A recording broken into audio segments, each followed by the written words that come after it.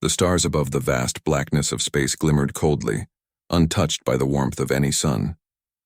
In this void, a small human spacecraft, the intrepid Pioneer, cut through the darkness with steady precision.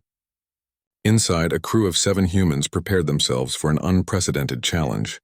They were about to land on Zarathus Prime, a Class 15 Deathworld, a planet so deadly that every alien race who studied it labeled it uninhabitable. From orbit, Zarathus Prime looked like a chaotic swirl of colors. Red deserts stretched endlessly. Jagged black mountains clawed at the sky, and enormous storms twisted in violent spirals across the surface.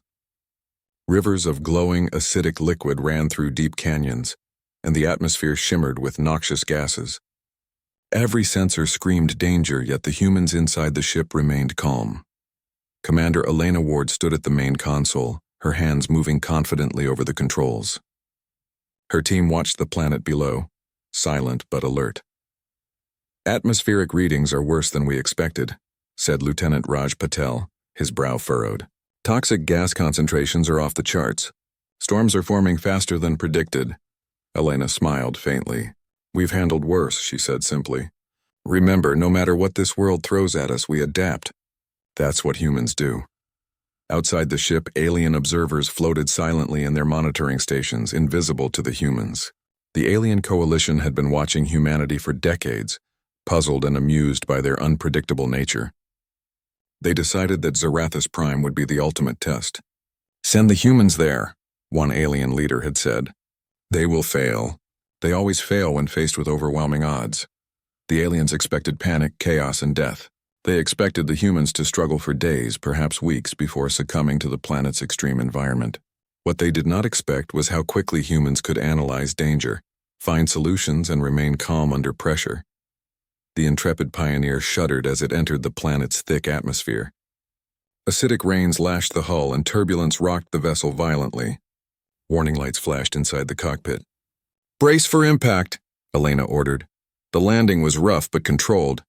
The humans emerged from their ship, stepping onto the jagged, rocky ground. Their suits filtered the toxic air, providing breathable oxygen.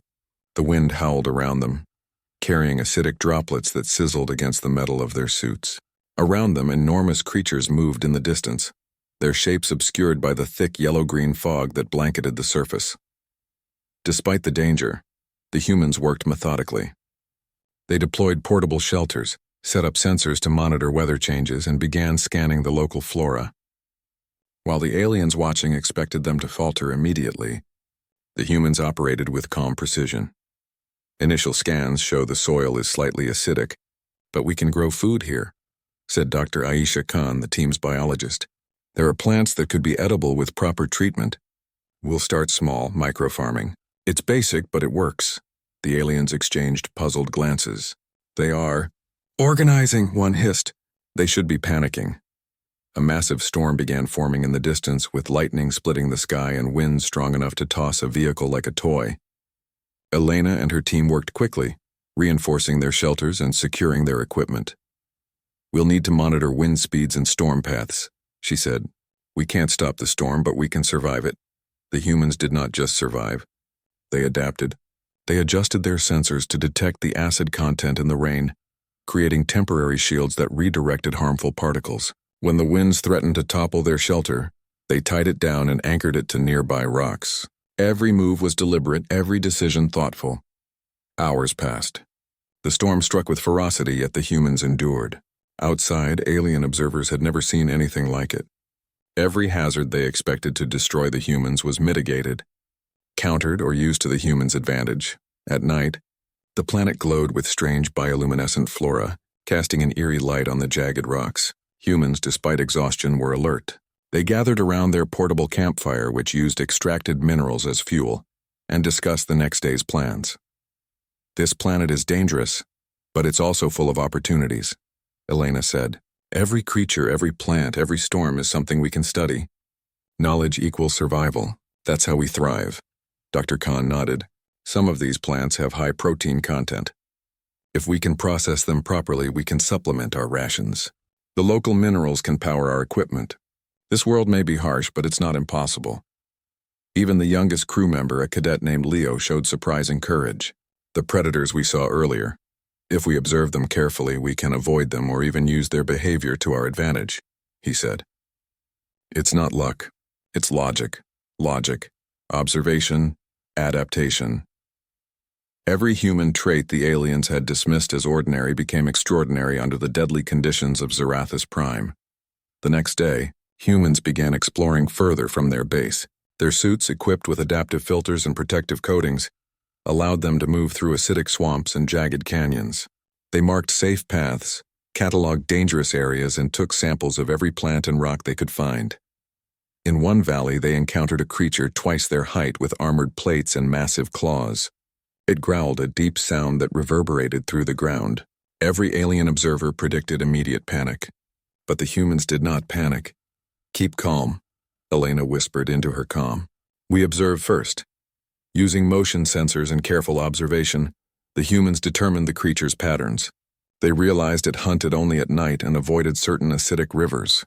They set up a temporary barrier using natural materials, ensuring they were safe without harming the creature. Within hours, the humans had mapped the area and even predicted the creature's next movements.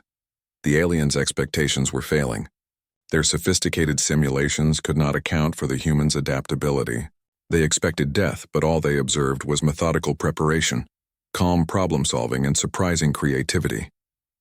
As days passed, humans built more sophisticated shelters and devices. They created makeshift water purifiers using local minerals and plants, turning dangerous rivers into safe drinking sources. They devised traps to study predators without harming them. They even began using local vines and plants to reinforce their shelters and instruments. At night, humans shared stories around the campfire, not of fear, but of strategy and knowledge. Every setback became a lesson. Every danger became an opportunity to innovate. Some aliens began whispering among themselves, shocked by what they were seeing. "How can they survive like this?" one murmured. "They were supposed to die within hours." Meanwhile, humans adapted to the nights. Zarathus Prime had long, cold nights, but humans constructed insulated shelters, maintaining warmth and energy for research and survival. They even began identifying the smaller, less dangerous creatures that could be useful allies or sources of food. The humans' teamwork shone. No one complained. No one panicked. They shared every task, every discovery, every burden. From analyzing soil chemistry to predicting storm patterns, humans worked in harmony with the planet rather than against it. As Part 1 drew to a close, humans had survived the initial storms, mapped dangerous zones, and begun understanding the ecosystem of Zarathus Prime.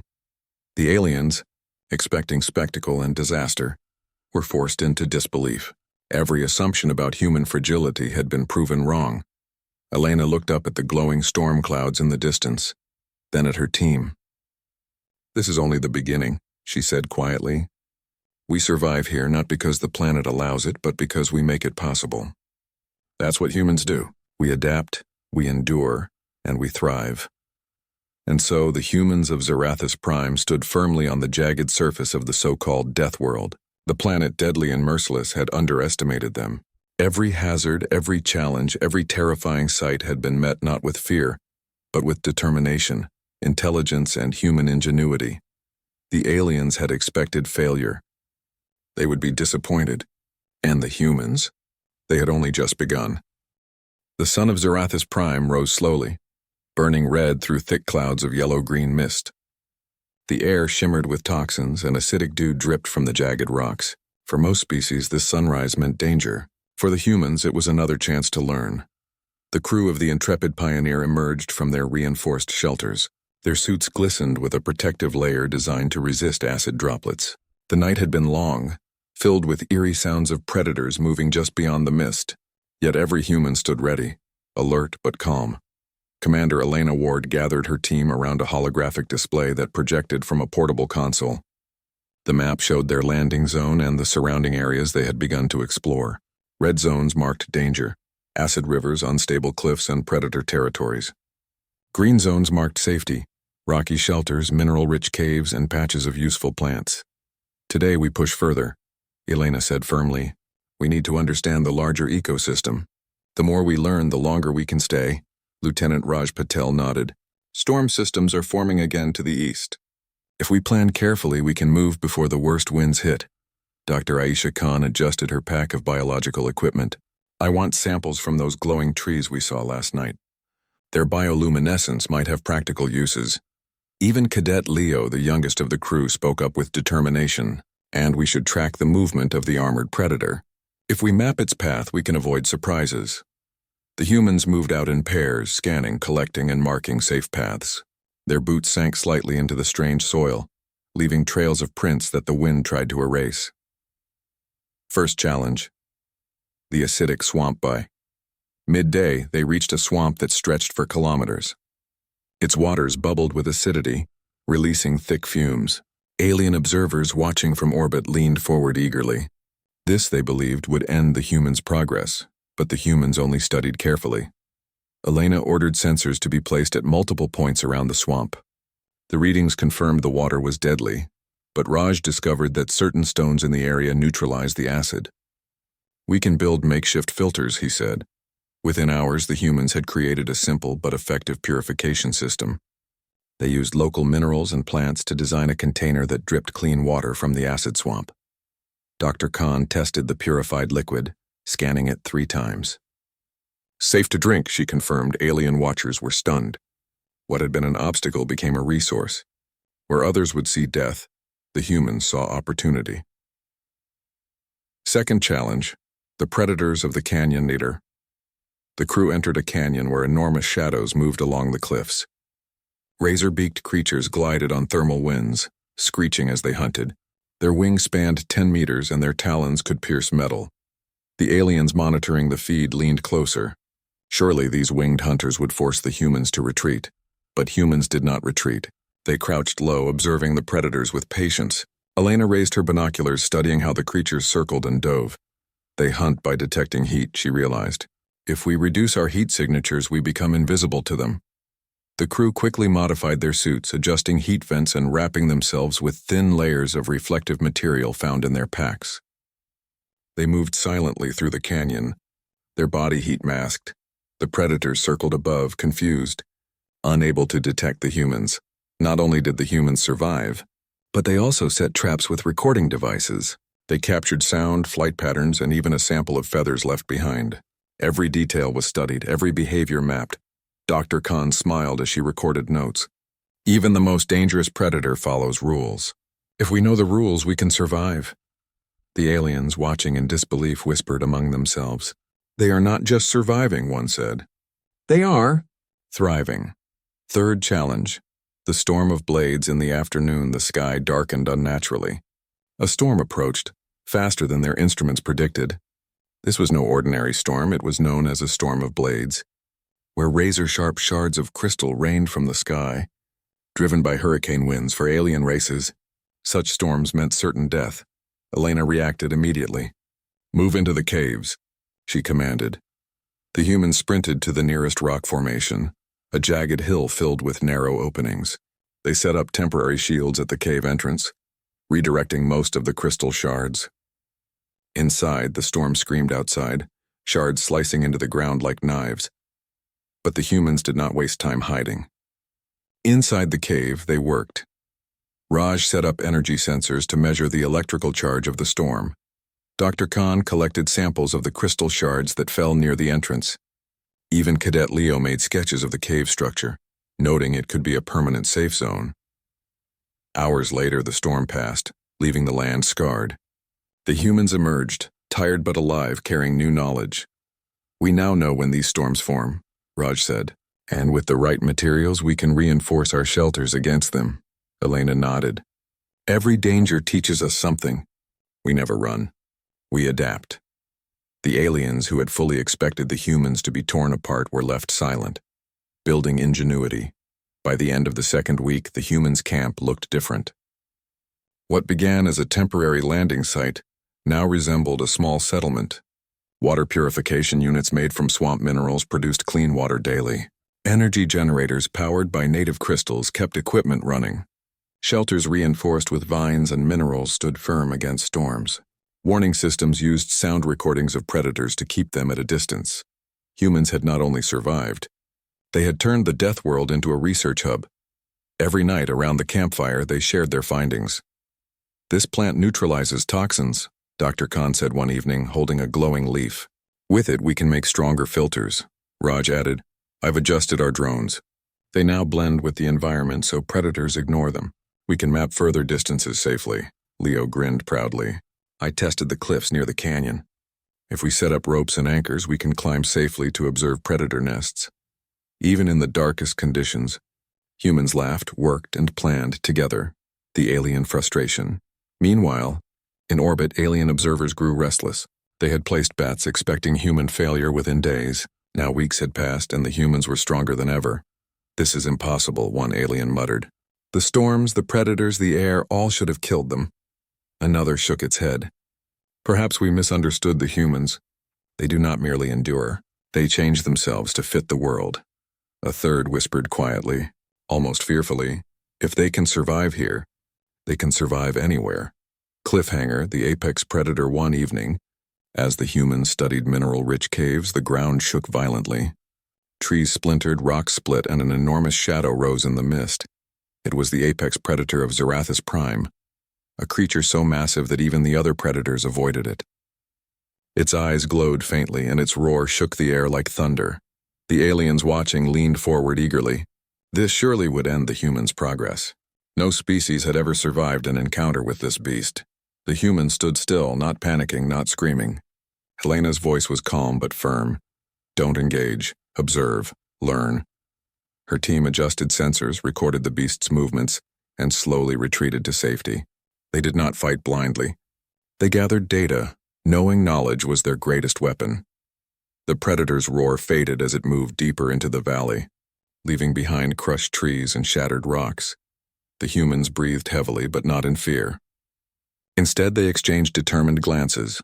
We will face it again, Elena said, and next time we'll be ready.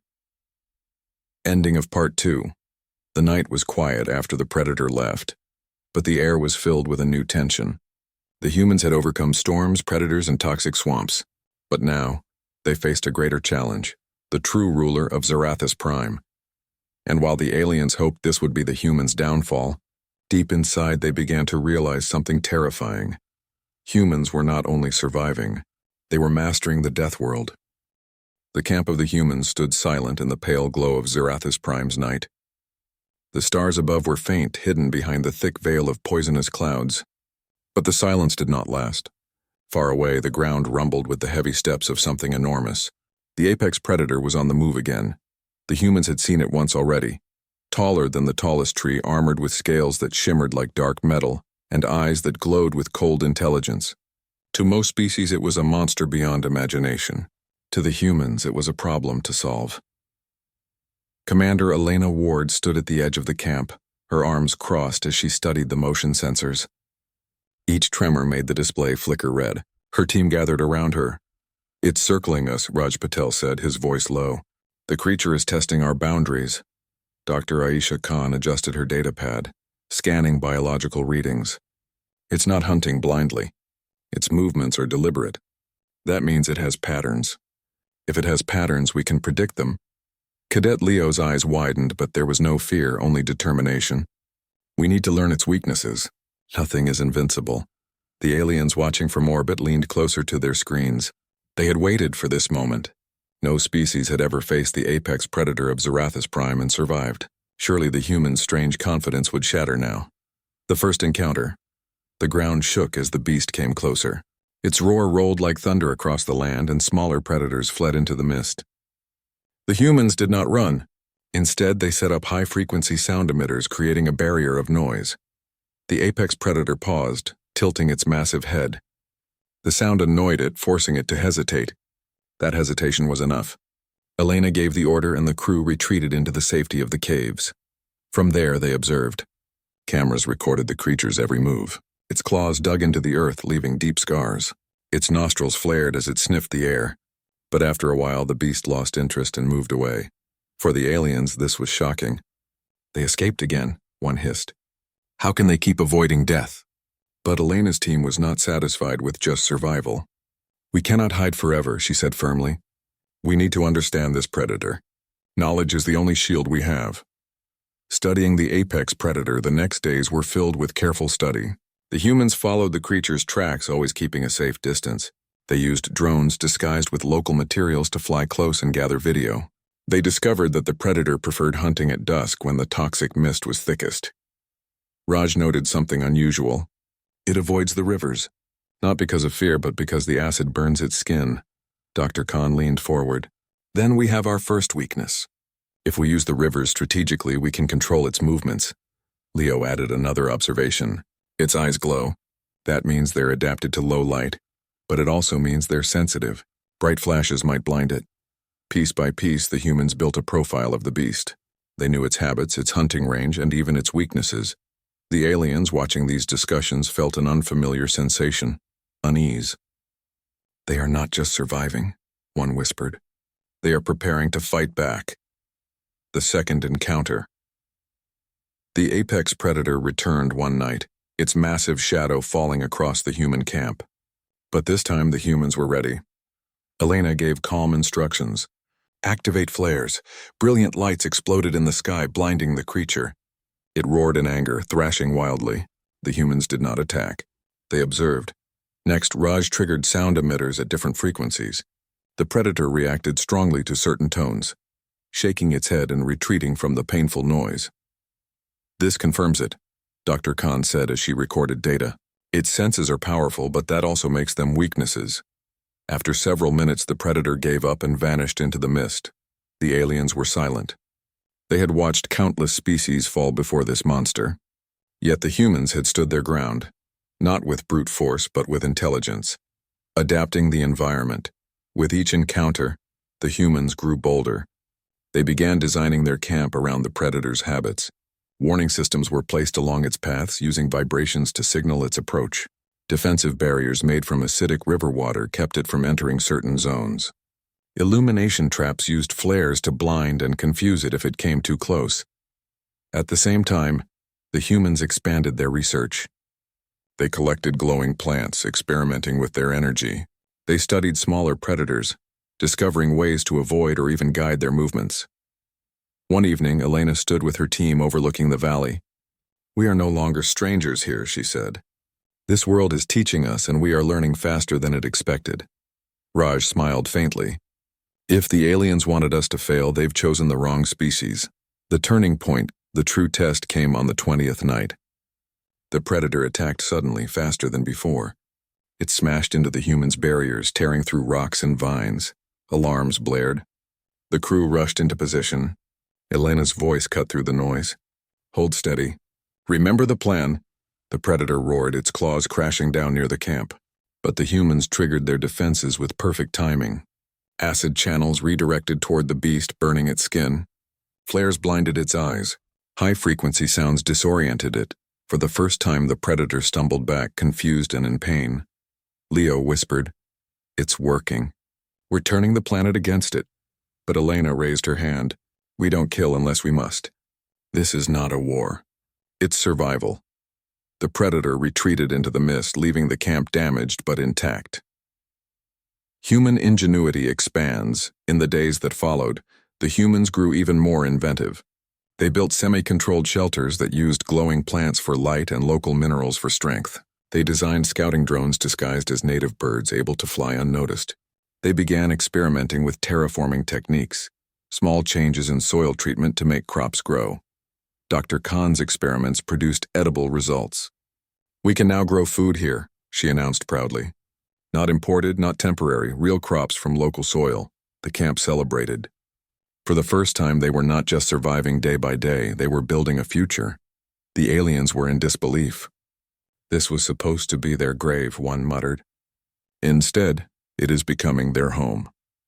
The revelation one night while reviewing data, Raj discovered something extraordinary. Deep within the caves near the predator's territory, sensors had detected a mineral unlike anything known. It stores energy at levels we've never seen before, Raj explained. If we harvest it, it could power entire colonies. Elena frowned thoughtfully. So the aliens sent us here hoping for failure, but instead, we may have found something valuable. The aliens monitoring the humans went pale at the news. They had known about the mineral but kept it secret. Now the humans had discovered it on their own. Cliffhanger ending of Part 3. The humans prepared to explore deeper into the caves where the apex predator ruled. It was dangerous, perhaps their greatest risk yet, but their determination was unshaken. Elena looked at her crew. Every danger we face makes us stronger. Every lesson brings us closer to mastering this world. Tomorrow we face the beast on its own ground. Above, the alien coalition watched in silence. Their experiment had gone wrong in the most unexpected way. Instead of proving humanity's weakness, they had revealed its greatest strength. The apex predator was terrifying. The planet was deadly, but the humans were ready. And as they moved into the darkness of the caves, their torchlights cutting through the mist, one truth became clear. Zarathus Prime was no longer a death world. It was becoming a human world. The morning sky of Zarathus Prime burned a dull red, heavy with rolling clouds. Acid rain dripped slowly from jagged rocks, filling the air with a faint hiss. For most species, such mornings were a warning. For the humans, it was a new beginning. Their camp no longer looked like a temporary shelter. Over weeks, it had grown into something more permanent. Shelters reinforced with minerals and vines stood strong against storms. Glowing plants, carefully cultivated, provided light at night. Small gardens had begun to grow, fed by purified soil and water.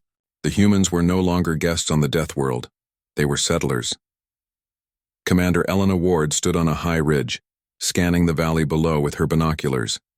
The apex predator still roamed the misty lowlands, but it no longer approached the camp. The barriers, sound emitters, and acid channels had made the humans' territory uninviting. For now, the creature kept its distance. Raj Patel joined her, carrying a datapad filled with readings. The energy crystals from the caves are stable. If we link them to our generators, we'll triple our power supply. Elena smiled slightly. That means we can build stronger defenses and maybe expand further. Behind them, Dr. Aisha Khan worked with Leo and 2 other crew members to plant more seeds in the garden. The soil had been hostile at first, but after careful treatment, it supported small but edible plants. Look at this, Dr. Khan said, holding up a green shoot. This sprouted in half the expected time. Zarathus soil is difficult, but once treated, it's more fertile than Earth's deserts. Leo grinned proudly. That means we can grow food here without relying on supplies. The camp cheered at the progress. Even in a place designed by nature to kill, humans were finding ways to live. Alien observers. Panic in orbit, the alien coalition watched the live feed with growing unease. What had been meant as a cruel experiment was turning into a lesson they did not want to learn. They should have perished by now. One alien hissed, "No species survives here." Another replied with dread, "They are not only surviving, they are building. If they stay long enough, they will claim the world for themselves." The council debated furiously. Some demanded intervention, but others feared that direct action might reveal their secret motives. So they continued to watch, hoping the world itself would eventually succeed where their expectations had failed. But the humans were no longer reacting to danger. They were shaping the environment to fit their needs, expanding the territory. By the 3rd month, the humans began expanding beyond their landing zone. Using drones disguised as native birds, they mapped valleys and cliffs. They set up small outposts with reinforced shelters and communication links. Raj designed early warning sensors powered by crystals, placed at key points. These will alert us if predators move too close. We won't be caught by surprise again. Dr. Khan experimented with native fungi that broke down toxins in the soil.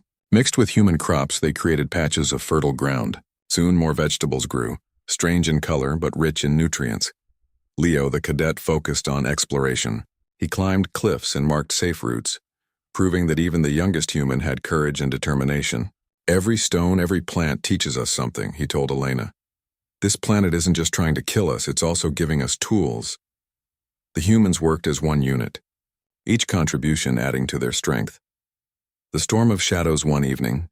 A new storm formed, different from anything they had seen. The sky darkened as enormous black clouds rolled in. From the clouds descended creatures with wide wings moving like shadows.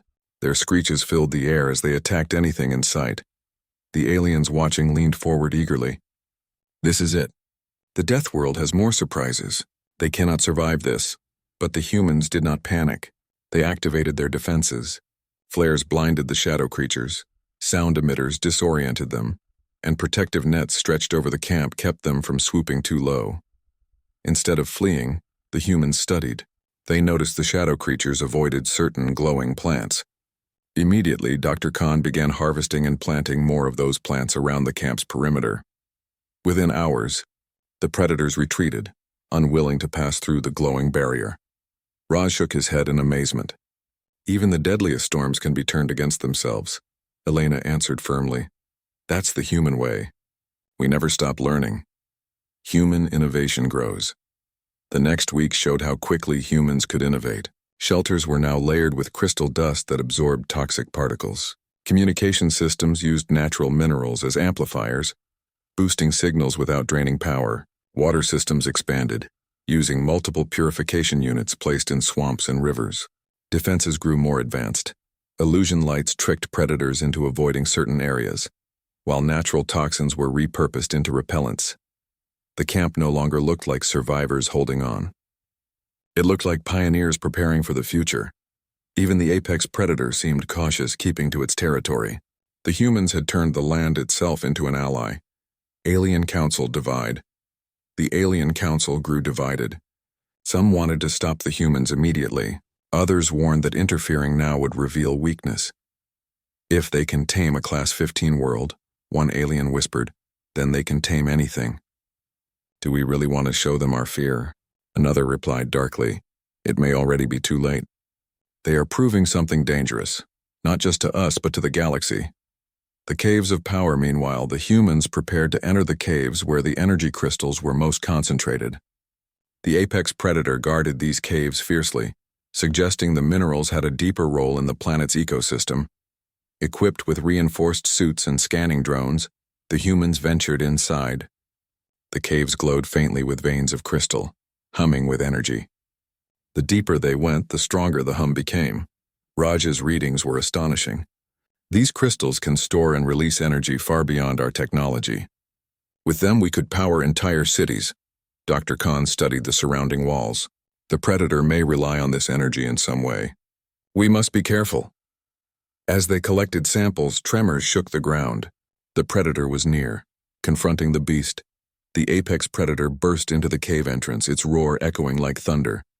The humans quickly activated their defenses, flares, sound emitters, and acid channels. But inside the cave, space was narrow and the predator was angrier than ever. Hold the line, Elena commanded. The humans retreated step by step, not running but guiding. They used the environment, collapsing weaker rocks to slow the beast, blinding it with crystal reflections and luring it toward acid pools. Leo climbed to a ledge and dropped a flare directly into its eyes. The predator screamed, crashing into the walls. Crystals shattered, releasing bursts of energy that stunned the creature. For a moment, silence filled the cave. The predator staggered, weakened but alive. Elena lowered her weapon. We don't kill it, she said firmly. This world is not our enemy, it's our teacher. The humans withdrew, carrying samples of the crystals. Behind them, the apex predator collapsed into the shadows, beaten but not destroyed. Victory threw wisdom outside. The humans celebrated not because they had fought, but because they had survived by using strategy. They now possessed knowledge of the crystals, of the predator's limits, and of the cave system itself. Dr. Khan held up a glowing shard. This world tried to defeat us. Instead, it has given us power. Elena looked at her team proudly. We came as outsiders. Now we are becoming part of this world. That's the difference between us and those who judged us. We don't just endure. We adapt until even the harshest world accepts us. Cliffhanger ending of Part 4. That night, as humans expanded their gardens and strengthened their shelters, the Alien Council watched in silence. The humans had done the impossible. They had not only survived the deadliest planet known, but were turning it into a home. One alien leader spoke quietly, almost to himself. We wanted them to fail. Instead, we may have created the greatest danger the galaxy has ever seen. For the humans, it was only the beginning. The Deathworld was no longer an enemy. It was becoming a partner. And soon they would be ready for more than survival. They would be ready for expansion. The red sun of Zarathus Prime rose once more, its light spreading over jagged cliffs and steaming rivers. What had once been a death sentence for the humans had turned into something else entirely. The camp stood proudly, no longer fragile but strong.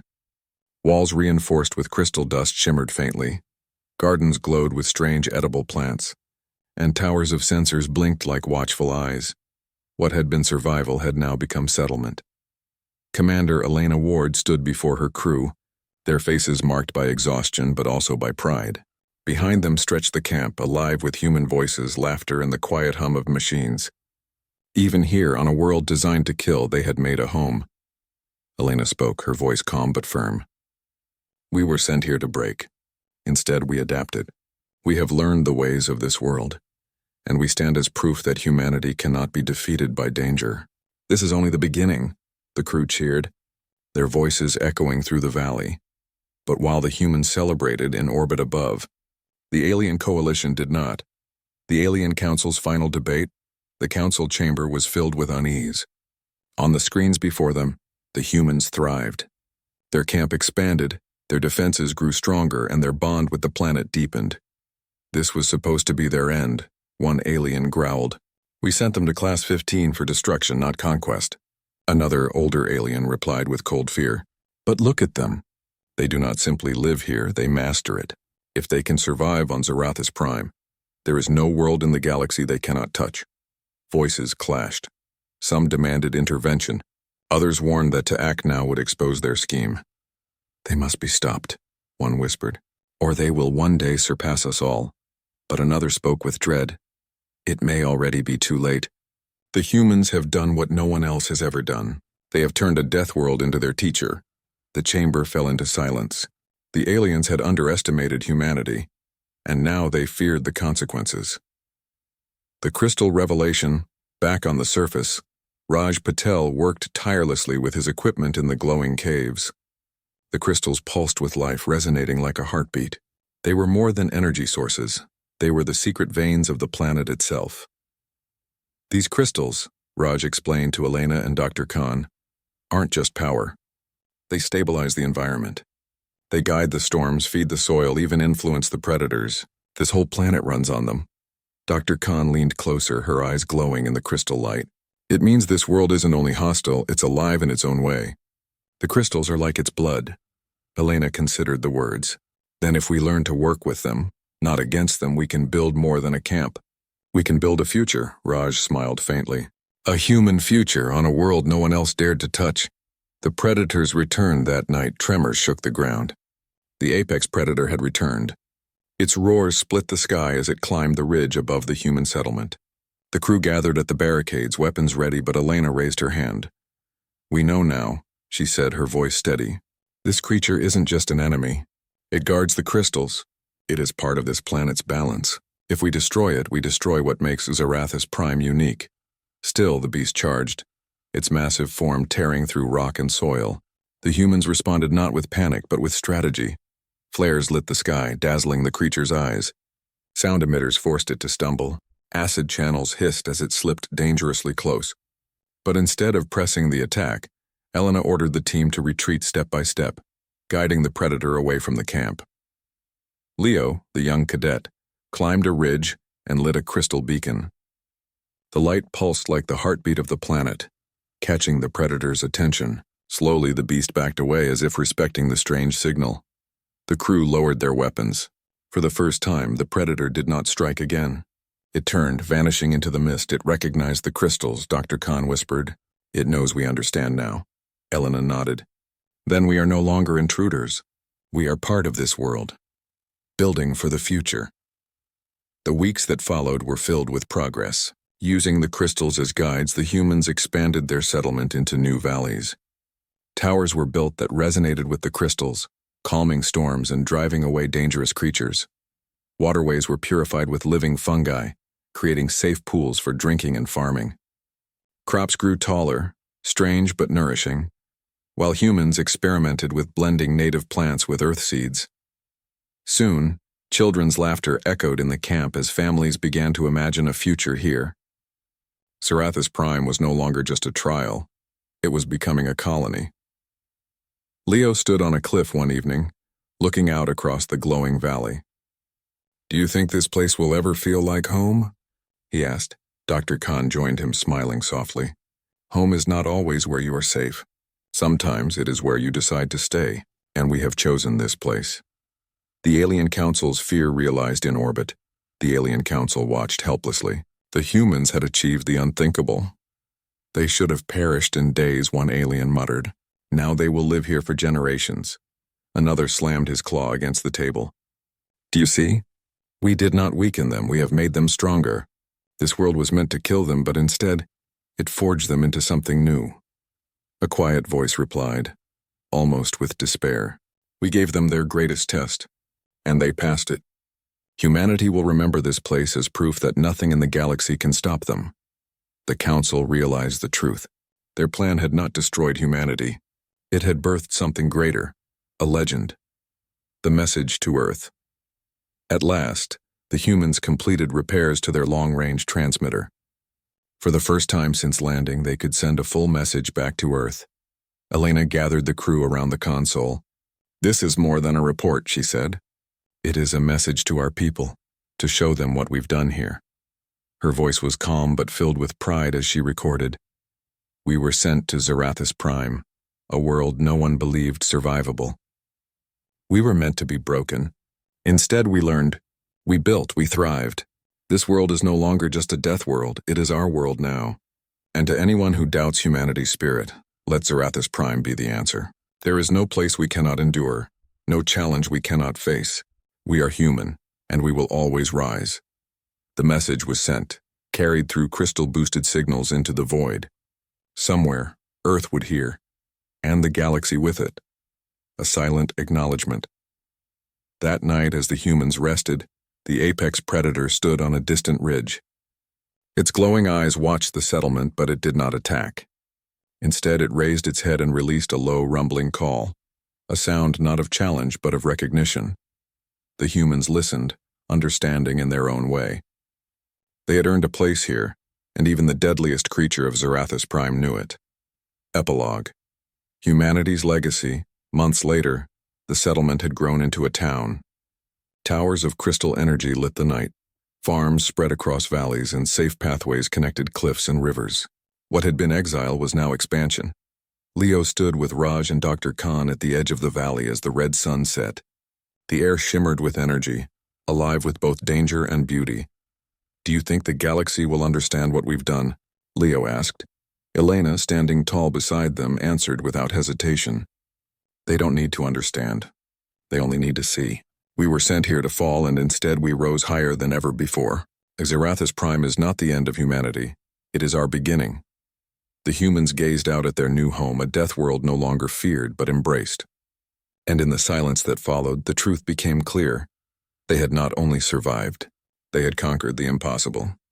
And now the galaxy would never forget.